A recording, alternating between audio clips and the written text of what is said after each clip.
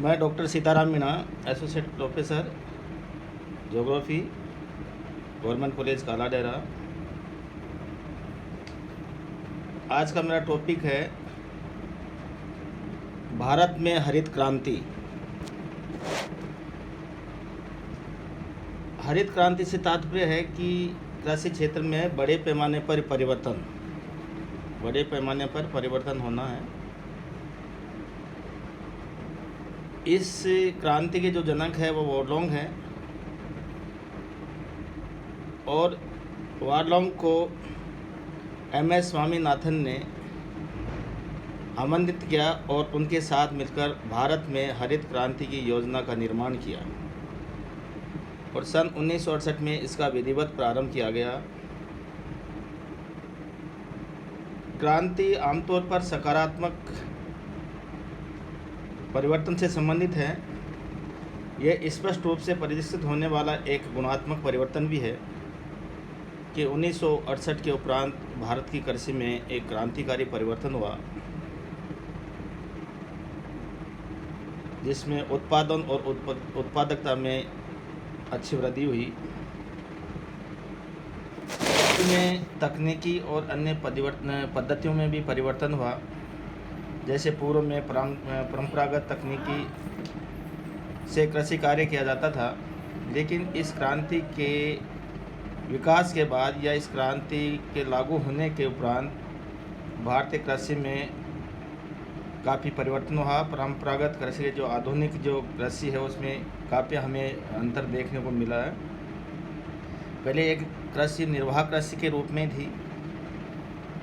लोगों की आय का मुख्य साधन कृषि था, लेकिन इनका जो प्रत्यक्ष उत्पादन था कृषि का वो बहुत कम था। लोगों के पास जुताई के लिए तकनीकी नहीं थी, सिंचाई के साधन बहुत परंपरागत थे। लेकिन वर्तमान में इसमें सिंचाई और जो कृषि की जुताई का जो तकनीकी है उसमें काफ़ी आमूलचूल परिवर्तन हुआ। वर्तमान में जो मशीनों के द्वारा कृषि की जाती है उसमें लेबर की भी आवश्यकता कम होती है। परंपरागत कृषि में आधुनिक तकनीकी द्वारा सकारात्मक और गुणात्मक परिवर्तन लाना था इस क्रांति का मुख्य मूल उद्देश्य, जिसके परिणाम स्वरूप कृषि उत्पादकता एवं उत्पादन में कई गुना वृद्धि संभव हो सके। क्रांति का जो प्रारंभ था वो पश्चिमोत्तर भारत से ही प्रारंभ हुआ।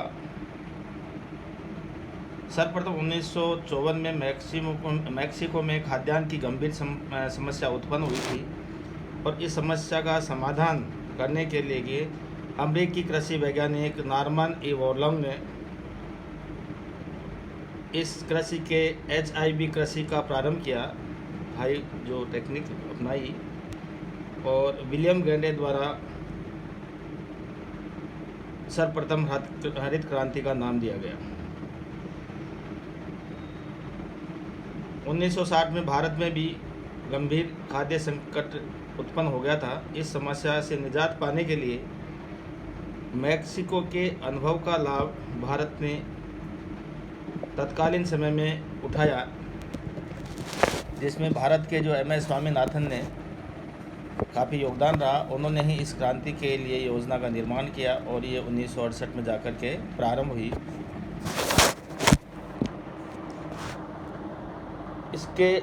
इसमें क्या है कि अधिक जल, सुदृढ़ सिंचाई तंत्र, अधिक उर्वरकों का प्रयोग, अधिक कीटनाशक दवाओं का प्रयोग भी किया गया, जिसमें पूंजी की उपलब्धता भी कराई गई।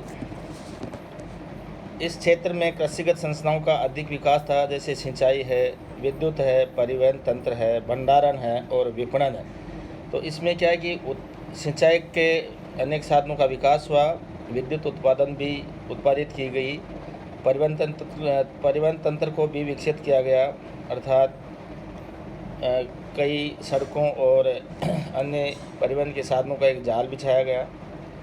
उत्पादित फसलों के भंडारण के लिए जगह जगह भंडारण गृह बनाए गए और इस फसल का आयात निर्यात या बिक्री करने के लिए विपणन का वही विकास किया गया। आधुनिक कृषक जो है वो पंजाब हरियाणा के कई लोग भारतीय सेना में सेवारत थे, जिसके परिणाम स्वरूप विदेश भ्रमण के कारण आधुनिक संस्कृतियों को देखने और समझने का अवसर प्राप्त हुआ। इसके अलावा सेवानिवृत्ति के बाद इन्हें पेंशन राशि के रूप में एक बड़ी रकम प्राप्त हुई, जिसकी आसानी से कृषि में निवेश किया जा सकता था। तो ये पंजाब और हरियाणा में सबसे ज़्यादा इसका विकास हुआ। यहाँ के जो पूर्व सैनिक थे उन्होंने जो मैक्सिको की जो तकनीकी थी उसी के आधार पर कृषि करना प्रारंभ किया। उत्पादन में त्वरित वृद्धि के लिए निश्चित रूप से पश्चिमोत्तर क्षेत्र तत्कालीन समय में सबसे आदर्श क्षेत्र था।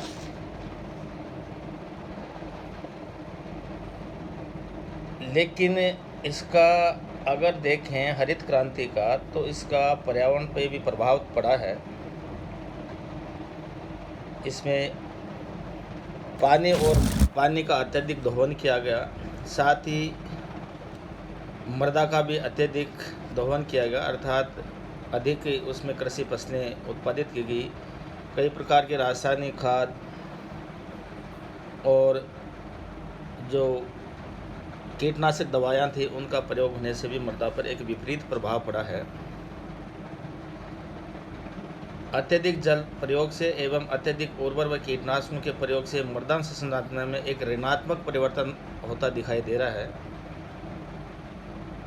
यूट्रोफिकेशन खेतों से उर्वरक पानी में घुलकर आसपास अवस्थित जल निकायों यथा तालाब, झील आदि में अधिक मात्रा में जमा हो जाता है और इन उर्वरकों की उपस्थिति के कारण इन जल निकायों में जलीय पौधों का अत्यधिक विकास हो जाता है, जिसके परिणाम स्वरूप जल निकायों में ऑक्सीजन की मात्रा बहुत कम हो जाती है और ऑक्सीजन की मात्रा कम होने के कारण जलीय जीव जंतु मरने लगते हैं।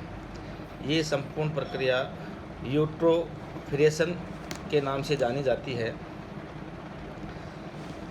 क्योंकि ये एक खतरनाक रसायन होते हैं जिसका जीव जंतुओं पर विपरीत प्रभाव पड़ता है।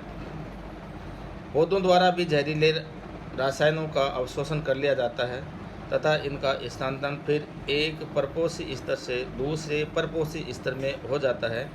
इस प्रक्रिया को जैव जमाव कहते हैं। उन्हें एक बार सुने कि पौधों द्वारा जहरीले रसायनों का अवशोषण कर लिया जाता है तथा इसका स्थानांतरण फिर एक परपोषी स्तर से दूसरे परपोषी स्तर में हो जाता है। इस प्रक्रिया को जैव जमाव कहते हैं। जैव विविधता में भी इसके द्वारा ह्रास हुआ है या गिरावट आई है। आमतौर पर हरित क्रांति एक फसली कृषि को बढ़ावा देती है, जिसमें केवल संकर प्रजाति के बीजों का प्रयोग किया जाता है। परिणाम स्वरूप देसी प्रजातियों का लोप हो जाता है और अंतः कृषि असतत कृषि को बढ़ावा देती है। आवश्यकता इस बात की है कि कृषि एवं जैव कृषि के बीच सामंजस्य स्थापित कर इसे पर्यावरण के अनुकूल बनाया जाए, जिससे हरित क्रांति को चिर हरित क्रांति में परिवर्तन किया जा सकता है। अर्थात यूँ कहा जा सकता है कि जब से भारत में इस हरित क्रांति का विकास हुआ है, तब से लगातार भूमिगत जल स्तर में कमी तो हो रही है, लेकिन साथ साथ जो उर्वरक और जो कीटनाशक दवाओं का प्रयोग किया जा रहा है उसका असर फसल में होता है और फसल में जब एक खाद्यान्न के रूप में जब मानव इसका उपयोग करता है तो वो कीटनाशक दवाएं मानव के शरीर पर भी विपरीत प्रभाव डालती हैं। अत्यधिक मात्रा में इस प्रकार के रसायनों का प्रयोग होने से मनुष्य में अनेक बीमारियों का विकास हुआ है, जिस प्रकार कैंसर हुआ। पंजाब में नहरों द्वारा सिंचाई होती है और इन कीटनाशक दवाओं का प्रयोग भारी मात्रा में या अत्यधिक मात्रा में किया जाता है, जिसके फलस्वरूप वहाँ पर कैंसर की बीमारी ने अपनी जड़ जमा ली है। इसलिए इस प्रकार के जो कीटनाशक दवाई हैं और जो रासायनिक खाद हैं उनका कम से कम प्रयोग किया जाए और तथा जो परंपरागत जो खाद थे जैसे गोबर की खाद है और ढेंचा वगैरह की है उसका प्रयोग किया जाए और जो कीटनाशक दवाएं हैं उनका बहुत कम मात्रा में प्रयोग किया जाए ताकि मनुष्य के जीवन को बचाया जा सके। Thank you.